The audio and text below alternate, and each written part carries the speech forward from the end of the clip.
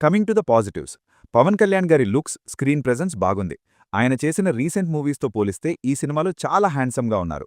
హరీష్ శంకర్ గారు ఈ ఒక్క విషయంలో మాత్రం బాగా కేర్ తీసుకున్నట్టున్నారు. సినిమా ఎలా ఉన్నా కళ్యాణ్ గారిని మాత్రం హ్యాండ్సమ్గా చూయించాలి అని. డిఎస్పీ కంపోజ్ చేసిన సాంగ్స్ మంచి వైబిచ్చాయి. దేక్ లేందే సాలా సాంగ్ అయితే pure eye feast. Pavan Kalyan గారు డాన్స్, కాస్ట్యూమ్స్, సెట్ ఇలా అన్నీ పర్ఫెక్ట్గా ఉన్నాయి. అండ్ ఈ సినిమాలో ఉన్న 1-2 మంచి వైబ్ అయ్యే మూమెంట్స్లో ఈ సాంగ్ ఒకటి. అండ్ తొలి ప్రేమ సాంగ్ కూడా యూజ్ చేశారు. అలా మనం ఒక 28 ఇయర్స్ వెనక్కి వెళ్ళొస్తామన్నమాట. Thaman BGM is okay. కొన్ని మాస్ మూమెంట్స్ బానే ఉన్నాయి. అంటే అవి కొత్తగా ఏం లేవు.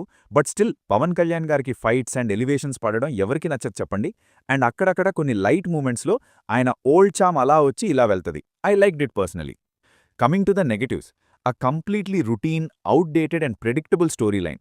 ఇలాంటి స్టోరీ మనం ఆల్రెడీ చాలాసార్లే చూసేసున్నాం. ఎంత ప్రెడిక్టబుల్గా ఉండింది అంటే నా సంగతి పక్కన పెట్టండి. అప్పుడప్పుడు టైంపాస్కి